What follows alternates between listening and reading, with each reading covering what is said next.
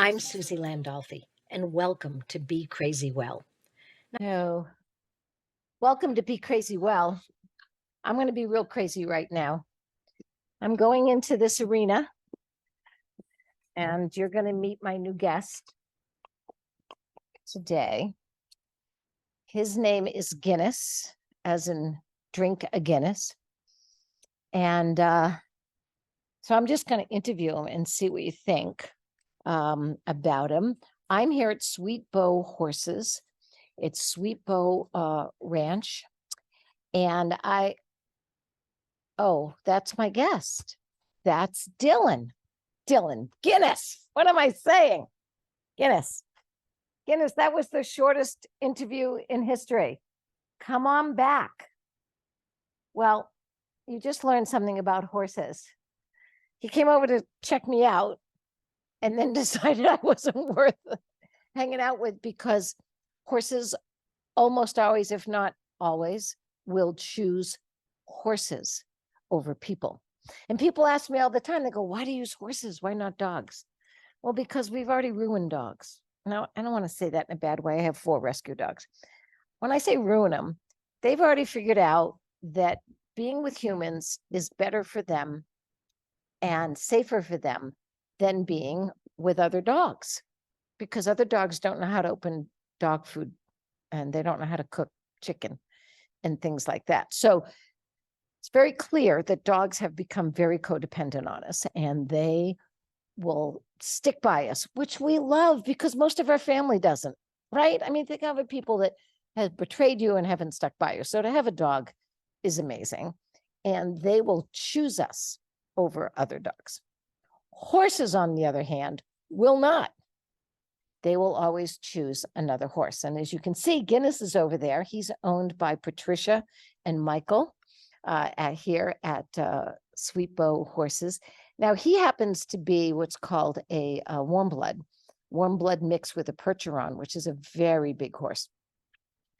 What Sweetbeau does is they rescue wild horses, much like what we do at Lifesavers. You all know I'm part of Lifesavers.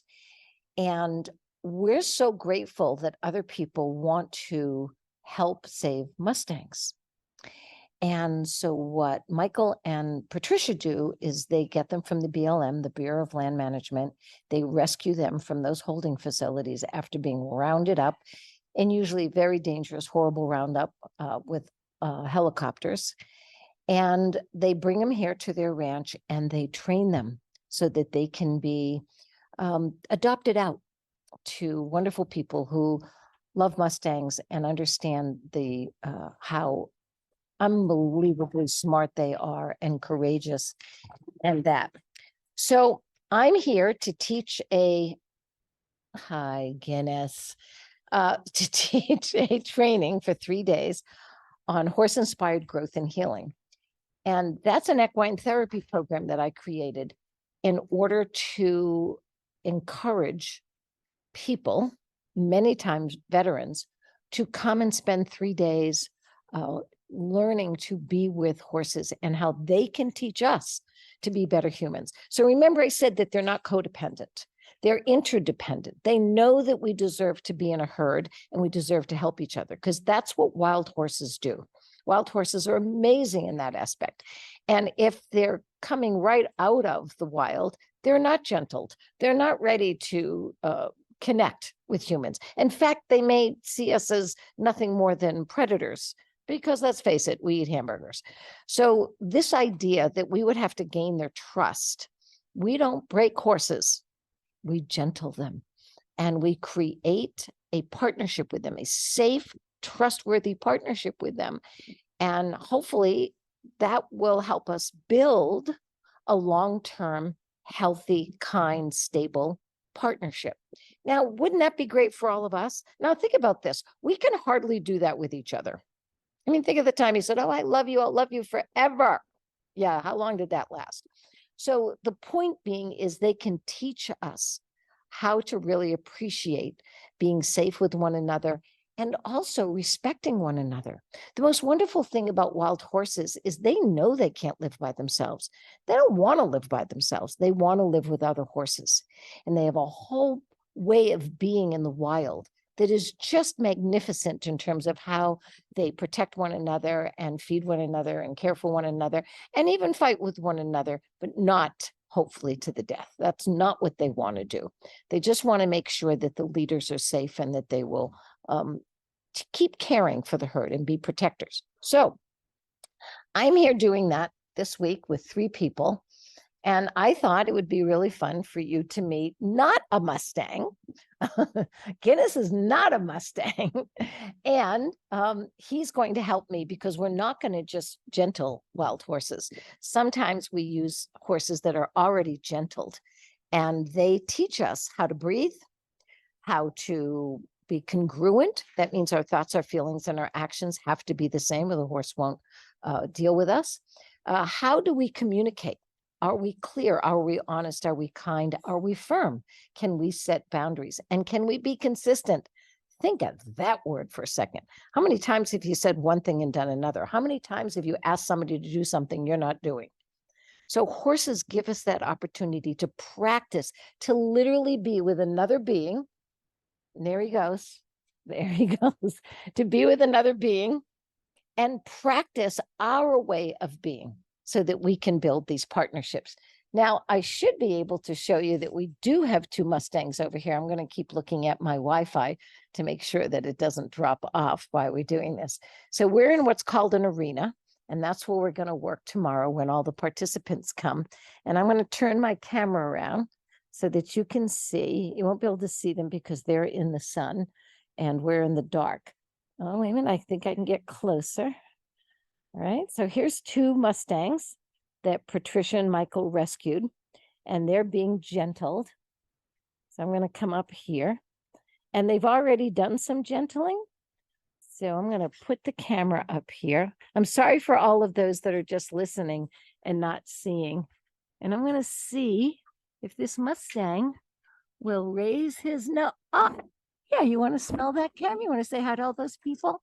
Okay, Guinness just tried to eat the computer. Guinness, don't eat the computer. Guinness will eat anything. All right. So I'm going to do, oh, careful. I'm going to do it again. And there's the Mustang saying hello.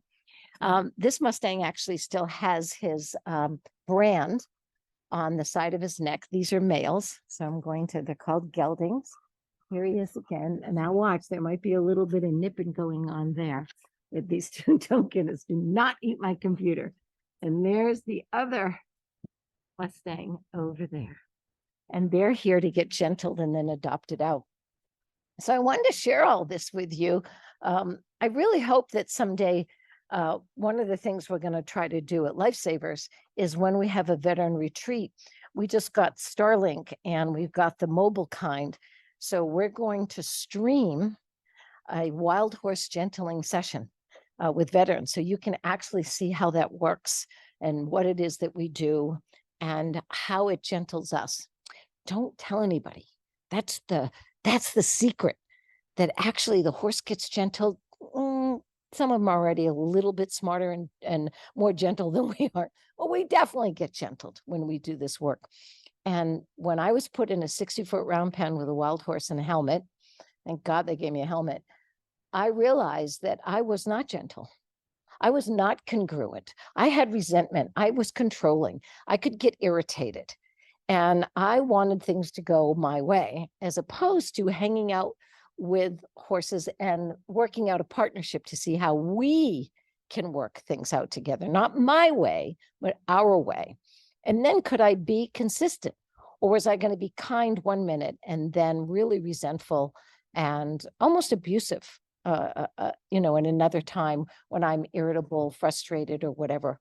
So I want you to know that my whole life started, my life meaning my real life of being what I'd call working on my own mental health and being the person I deserve to be and that my daughter deserved me to be, started with gentling a wild Mustang. When I was what I'd say safe, when they realized that my thoughts, my feelings, and my actions were the same, and that I really did understand how I wanted to be, that horse allowed me to put my hand out and get the first smell on my hand.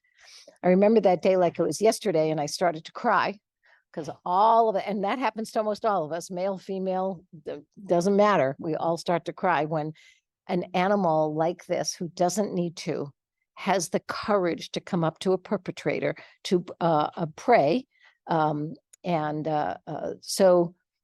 predator, I should say. We're the predator and they're the prey, and allow us to be close to them and near them.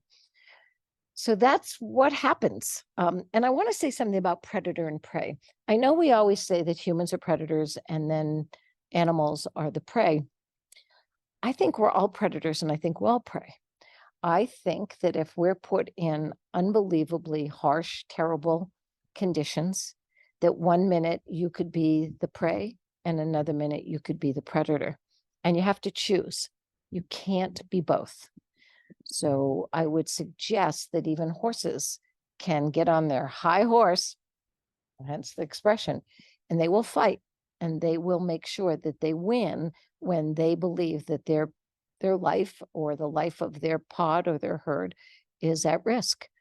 So they may not eat their prey, but we certainly can all fight and can all use our fear and sadness to become more aggressive at all. So that idea of predator and prey isn't always just, we're one or the other. We're both. It's like when people say, oh, I'm an introvert. And I go, no, you're both. Like, we're all both.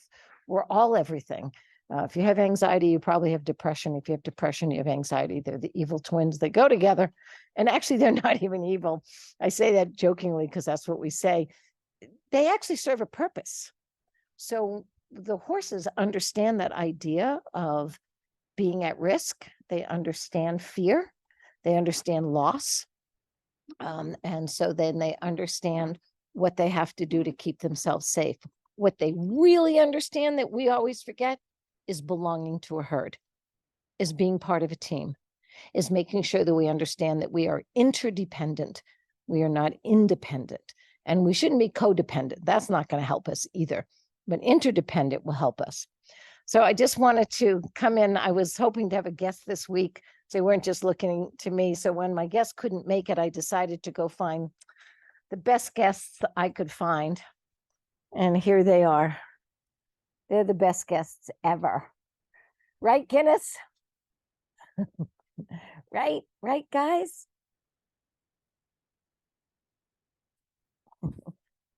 Just don't eat the computer. Do whatever you want. Just don't eat the computer. There we go. Or me. And as you can see, Guinness is really tall. Now, I'm short, but still, think about that. I'm 5 feet. And if this horse puts his head up, I could walk right under his chin. That's how tall he is. He's a big, wonderful boy. All right, everybody, have a great week. This is Be Crazy Well. I guess that was pretty crazy, right? Bringing you into an arena and meet the wild Mustangs and Guinness, my most wonderful guest today.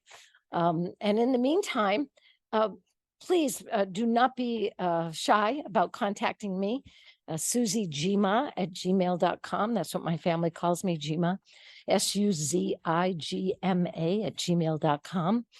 And for all of you combat veterans, please check out Merging Vets and Players. We'd love to have you as a member. And I just hope that you keep sharing your wisdom with one another and your caring and your interdependence, where we all take care of each other. That's all we got, folks. That's it. That's all we got. Okay, be crazy well and be your best self. That's our theme song by Kalvin Love. And I'll see you next week. Take care. Be crazy well. Thanks, Guinness. Guinness is over there because, like I said, he'd rather be with a horse than with me. And I support that. Take care.